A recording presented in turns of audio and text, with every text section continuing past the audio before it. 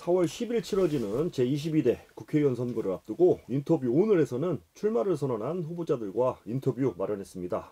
오늘은 대덕구 더불어민주당 박정현 예비후보입니다. 안녕하십니까? 네, 오직 민생, 대덕의 힘이 되는 국회의원 예비후보 박정현입니다. 반갑습니다. 네, 반갑습니다. 선거가 한 달여 앞으로 다가왔는데요. 네. 선거 분위기 어떻게 느끼고 계십니까? 현장에 나가 보면 구민들, 시민들께서 되게 우울해 하셔요. 네. 왜냐하면 이게 민생 문제가 이게 장난이 정말 아니더라고요. 네. 그래서 뭐 아시는 것처럼 지금 우리 지난해 소득이 한 1.2% 정도 올랐는데 먹거리 물가는 거의 6%가 올랐거든요. 네. 과일은 9.6%가 올랐어요. 그래서 사과, 겨울에 주로 먹는 과일이 사과잖아요. 근데 사과 한 개가 거의 10,000원이니까 네. 사과 먹기도 어렵고 귤 먹기도 어렵고 그리고 야채도 이제 덩달아 오르고 뭐 오이가 예전에는 3개 2,000원이었는데 지금은 그거 2배로 뭐 올랐다고 하시고 네. 그러니까요. 그래서 시장 이런 데 가면 물가 걱정들을 굉장히 많이 하세요. 물가가 오르니까 상인들은 또 장사가 안 되는 거죠. 많이들 못 사시니까. 네. 그래서 서로 이게 지금 어려움이 있는 것 같고, 그래서 이게 윤석열 대통령이 이 김건희 여사만 엄호하고 있고, 네. 이 물가도 안 잡고 뭐 하는지 모르겠다. 네. 이번 총선에서 이게 정부를 좀 심판하는 거를 해야 되겠다. 이렇게 말씀하시는 분들이 굉장히 많고요. 네. 예, 저는 뭐 개인적으로 나가면 어쨌든 구청장을 했기 때문에이기도 하지만 굉장히 반가워해 주시고 네. 참 그때 일 잘했는데 아까워 이런 말씀도 좀 많이 해 주시고요. 네. 특히 오늘 저 덕암동에 갔다가 젊은 주부들을 길거리에서 우연히 만났는데 네. 저를 막 이렇게 박수 쳐 주시면서 네. 대덕이로 다시 살려주세요. 네. 네, 그리고 우리 애들 용돈 받았었는데 그거 없어져서 너무해요. 용돈도 좀 살려주세요. 뭐 이런 말씀들 하시거든요. 그게 다 생활과 밀접한 정책이었지 않습니까? 네네. 그래서 그런 부분에 대한 이 아쉬움 뭐 이런 것들이 많습니다. 그리고 아침에 출근 인사, 뭐 퇴근 인사, 그리고 길거리에 가면 일단 굉장히 반겨주시는 분들이 많아서요. 예, 저는 좀 든든하게 지금 열심히 다니고 있습니다. 의원님 앞에서만 그러는 거 아니고 네. 확실히 이게 진심이다 이렇게 느껴지시는 거죠? 저는 진심으로 느끼는데요. 또 투표는 근데 그거는 제가 볼 때 얼굴 표정을 보면 아는데 거의 네. 진심이신 것 같습니다. 네, 네. 알겠습니다. 국회의원이 되어야겠다. 출마를 결심한 이유는 무엇입니까? 저 3가지인데요. 하나는 윤석열 정부가 너무 무책임하고 또 무도하기도 하고 이 역사를 거꾸로 돌리는 일을 하는 거잖아요. 친일 행위를 함부로 막 하고 네. 그리고 실제 민생도 제대로 돌보지 않고 그래서 이 윤석열 정권의 독주를 막아야 되겠다. 근데 그 독주를 막는 것도 일종의 싸움을 해야 되는데 실력 있게 해야 될 것 같습니다. 네. 예, 실력 있게 싸울 수 있는 사람이 박정현이다. 네. 이게 첫 번째고요. 두 번째는 한국 사회의 축이 지금 바뀌어야 되거든요. 지금 이제 산업화에서 정보화라고 하는데 네. 저는 가장 핵심이 기후위기인 것 같습니다. 네. 예, 기후위기가 지금은 환경 문제가 아니고 수출의 문제잖아요. 경제의 문제고 또 노동의 문제거든요. 그래서 이 전환을 제대로 하지 않으면 우리나라가 지금 OECD의 그 경제 대국에 일단 아직은 좀 들어가 있는데 지금 간당간당 하잖아요. 밀려나는데. 예, 근데 이 잘못 실기하면 완전히 밀려나서 이제 중진국 대열로 다시 떨어질 판이에요. 그래서 이런 새로운 축을 만드는 일에 제가 24년 동안 시민운동 하면서 우리 사회의 미래가 어떻게 바뀔 거고 어떻게 가고 있는지를 잘 인지하고 그 일은 했잖아요. 네. 그래서 누구보다 자신감 있게 그런 미래를 좀 열어가는 일을 할 수 있다라는 두 번째 이유 때문에 박정현이 출마해야 되겠다라는 생각이 들고요. 세 번째는 이제 제가 대덕구인데 대덕의 이게 발전이 자꾸 지체가 돼요. 예. 뭐 혁신도시도 지금 잘 진행이 안 돼 있고 그리고 제가 굉장히 문화공간들 많이 만들었는데 그것도 지금 정부의 감세 정책 때문에 예산이 덜 내려옴으로 해서 더 확장되는 것들이 지금 쉽지 않고 인구는 자꾸 줄고 그래서 대덕을 이 충청권, 대덕이 지리적으로 보면 충청권 메가시티가 되면 대덕이 중심이거든요. 그래서 대덕을 대전의 중심, 충청권의 중심으로 우뚝 세워야 대전도 발전하고 예, 충청도 발전한다라는 의미에서 근데 제가 구청장 하면서 누구보다 대덕을 잘 알고 네. 그리고 다양한 혁신 정책을 통해서 대덕의 미래 비전을 만들었기 때문에 그 일을 계속 해야 되겠다. 이 세 가지 이유 때문에 출마하게 됐습니다. 네, 알겠습니다. 구청장 선거에서 네. 낙선하시고 네. 또 이번에 바로 국회의원에 출마하십니다. 네. 지방선거 실패에 대한 책임을 묻는 네. 여론도 있어요. 네, 네. 어떻게 생각하세요? 너무 아픈 말씀이신데. 저는 저도 뭐 구도 얘기하고 그러는데 어쨌든 제가 많이 부족했다라는 것은 예, 말씀드릴 수밖에 없고요. 근데 선거라는 게 구도, 인물, 이슈라고 하잖아요. 네. 근데 2020년 선거는 확실히 새로 들어오는 정부를 지지하고 지원해야 되겠다라는 민심이 있었던 것 같습니다. 네. 그런 민심이 저 사람 일을 좀 하긴 했지만 그래도 새 정부를 더 우리가 지원해야 되는 거 아니야? 해서 제가 좀 밀려난 것 같고요. 이번 선거는 정부를 새로 만들었는데 그 정부가 제대로 일을 못해서 민심의 이반이 굉장히 심각하거든요. 네. 이번에는 이제 심판을 해서 저 잘못하고 있는 거를 좀 막아야 되겠다. 이 구도가 되는 것 같습니다. 그 구도에서는 실력 있게 그 일을 할 수 있는 사람이 이렇게 뽑혀지는 것 같고요. 네. 그 사람이 박정현이라고 생각합니다. 네. 네. 후보님은 이제 최고위원이시기도 합니다. 네. 최고위원에 지명됐을 때부터 어쩌면 예견된 일이었는데요. 한때 동지였던 박영선 의원이 네. 탈당을 했고 새로운 미래에 합류해서 출마하겠다고 밝히셨습니다. 네. 어떤 심정이세요?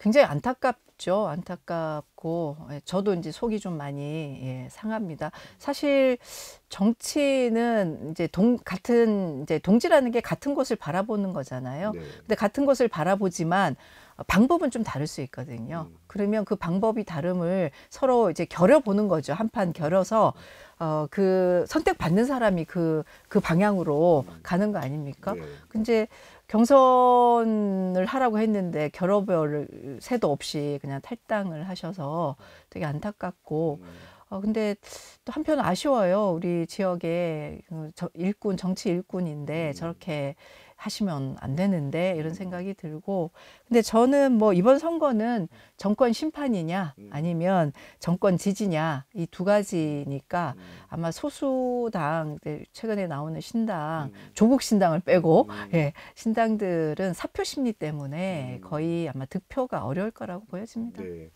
따로 한번 만나보시거나 뭐 마지막으로 한 번 더 뭐 설득해보시고 통화라도 한번 해보실 생각 없으세요? 전화는 드렸는데 안 받으시고요. 오늘도 잠깐 뵀어요. 그러니까 행사장에서는 네네. 뵙죠. 네. 예. 근데 행사장에서 그냥 제가 인사드렸고요. 필요하면 저는 적극적으로 예, 그 일도 하려고 합니다. 예. 알겠습니다. 가장 최근에는 홍영표 의원이 탈당도 했고요. 네. 민주당 내에서 당내에 진통을 겪고 있습니다. 네. 어떻게 바라보세요? 개혁은 시끄러울 수밖에 없어요. 네. 개혁의 핵심은 있는 사람을 갈아서 새로운 물을 들어오게 하는 거잖아요. 그러면 어떻겠어요? 원래 그 자리에 있던 분들은 저항을 할 거고 그 저항이 이제 좀 센 거죠. 특히 우리 당은 의석수가 굉장히 많지 않습니까? 지금 국민의힘과 제가 한번 비교를 해보니까 국민의힘은 3선 이상 다선 중진 교체가 저희는 지금 12명이거든요. 현재까지. 네. 근데 국민의힘은 5선 김영선 의원 기억나세요? 지난번에 그 후쿠시마 네. 오염수 그 수조 물 떠먹은 경남에 예, 이상한 일 네. 하신 분. 네. 그분 한 분이에요. 그 현역이 거의 다 지금 현역 불패잖아요. 현역이 다 들어갔고요. 특히 현역 의원 경선은 저희가 이제 과반이 지금 넘고 있고 그리고 저희가 경선을 하는데 현역이 떨어지는 경우도 굉장히 많습니다. 그래서 그 민주당의 공천은 개혁 공천으로 볼 수 있고요. 저 국민의힘의 공천은 고인물 공천이라고 저희가 하면 늘 있던 사람이 되는 거고 지금 남아 있는데도 국민의힘이 깃발만 꽂으면 되는 데잖아요. 거기에 아마 이제 용산 근처에 계시는 분들이 대거 들어갈 거라고 저희는 생각하거든요. 그래서 고인 그 공천 그리고 김건희 여사 꼭 넣어야 된다면서요. 요새 김건희 여사 방탄 공천이라고 저는 생각하고요. 네. 이제 공천은 거의 끝났습니다. 네네. 예, 저희 당 당원들께서도 공천에서 이제 좀 역동적으로 이렇게 막 하니까 이거 좀 어려움이 있는 거 아니야 이렇게 말씀하시는데 이제 공천이 끝났고 이제는 예, 정권 심판의 시간이 된 것 같습니다. 네. 열심히 하겠습니다. 네. 네. 공천 막바지에 또 반대로 임종석이라든지 네, 네, 의원님은 또 네. 자기를 선언했어요. 네, 네. 네. 뭐 그에 대한 생각도 있으실 것 같아요. 예. 일단 그분들은 저는 충분히 그러실 거라고 생각하고요. 당에 이제 지분도 있으시고 또 민주당을 굉장히 사랑하시기 때문에 그 뭐 우리 저 영등포의 김영주 의원처럼 그냥 자기가 한 번 더 하기 위해서 나가는 그런 분들은 아닙니다. 그래서 네. 그분들과 손잡고 열심히 그 이번 선거 총선 승리를 위해서 열심히 뛰겠습니다. 네. 시민사회 운동도 많이 하셨어요. 네. 그러니까 아마 기후 위기에 대해서도 관심이 네, 많으신 것 네, 같은데요. 네. 뭐 공약화 한 부분이 있습니까? 저희는 이제 산업단지가 대덕에 다 있지 않습니까? 대전산업단지, 대덕산업단지, 그리고 평촌, 상서 요 지역에 공업지역들이 있거든요. 그 산업단지가 스마트 그린, 그러니까 이를테면 아리백도 장착한 스마트 그린 산단으로 변화하지 않으면 실제로 산단이 오래되기도 하고 지금 현재 요구하는 수출에서 아리백이 굉장히 중요하잖아요. 네. 예, 그래서 그런 것들이 안 되면 저희 지역 경제 자체가 지금 무너지게 되니까 저는 가장 중요한 거는 우리 지금 대전 산단, 대덕 산단에 재생에너지를 로 전환해서 네. 수출을 새롭게 하는 거 그리고 좀 오래 낡은 산단은 좀 정보화 기술화를 더 접목시켜서 새로운 스마트 산단으로 좀 만들어가는 거 그게 굉장히 중요한 것 같고요. 네. 일단 기후위기가 이제 산업단지도 바꿔야 되지만 사실은 기후위기 때문에 또 어려워진 노동층들이 있어요. 그렇죠. 이를테면 뭐 에너지 그 화석 연료를 사용하는 그런 데는 문을 어느 정도 지나면 닫아야 되고 네. 그러면 그분들이 이제 일자리를 잃게 될 가능성이 있잖아요. 그러면 그분들의 새로운 일자리를 또 모색해야 되거든요. 그래서 그게 사실은 문재인 정부 때 했던 그린 뉴딜 정책이 네. 그 핵심입니다. 그래서 저는 이번에 들어가면 그린 뉴딜 3.0 모임도 만들고 정책 토론회도 해서 기후위기를 중심으로 해서 우리 한국 사회가 특히 또 대덕이 어떻게 한 발짝 더 성장할 수 있을지를 같이 고민하고 관련된 법도 만들고 정책도 만들려고 하고요.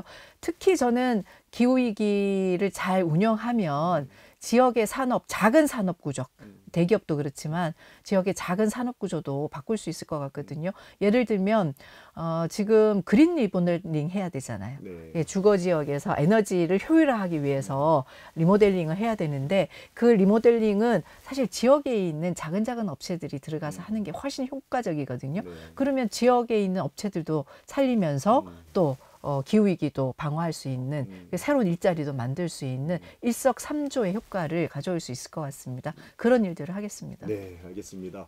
시민단체 활동도 해보셨고 네. 제도권 행정, 네. 정치도 해보셨습니다. 네. 어떻게 다릅니까? 시민단체는 우리 사회가 이렇게 가야 되는 방향을 계속 제기하는 거죠. 예. 행정은 이렇게 바꿔야 되고 이런 거는 하지 말아야 되고 이런 거는 더 적극적으로 해야 된다는 우리 사회가 나가야 될 방향을 제시하기 때문에 원칙적으로 그 목소리를 내는 거고요. 네. 정치는 사실은 이 상대가 다 있는 거 아닙니까? 네. 그런 원칙을 갖고 그거를 현실 속에서 하나하나 실현하는 거라고 저는 생각합니다. 저는 행정도 마찬가지라고 생각을 하거든요. 네. 서로 간에 연대하거나 협력하지 않으면 나갈 수 있는 게 별로 없거든요. 그래서 저는 김대중 대통령께서 말씀하셨던 서생의 문제의식, 네. 상인의 현실 감각을 장착하는 게 정치인들은 굉장히 중요하다고 생각하고요. 네. 서생의 문제의식과 상인의 현실 감각을 잘 장착해서 우리 방향, 비전은 정확하게 세우고 그 비전을 현실화하는 것은 하나하나 시민들과 대덕구 구민들과 차근차근 챙겨서 하겠습니다. 시민활동가 행정가 정치인 중에 네. 어떤 옷이 제일 잘 어울리세요? 정치인이 잘 어울리는 것 같습니다. 네. 행정가는 네. 사실은 제가 좀 하고 싶은 얘기를 좀 자제해야 되는 게 네. 많아요. 제가 그 구청장 할 때 매일 페이스북에 일기를 썼거든요. 오늘 무슨 일을 했다고 보고 드린 일기를 썼는데 네. 자, 그 일기 쓰는데 단어 선택하는데 굉장히 신중을 기했어요. 왜냐하면 네. 이게 이 단어를 선택하면 이게 정치적 중립을 좀 훼손할까? 뭐 이랬는데 이제 정치가가 되니까 저희 민주당 입장에서 해야 될 역할, 해야 될 말을 할 수 있어서 좀 좋습니다. 알겠습니다. 너무 아쉽게 시간이 다 되어갑니다. 당선되신다면 네. 어떤 상임위에서 역할하고 싶으세요? 지금 행안위도 가고 싶고요.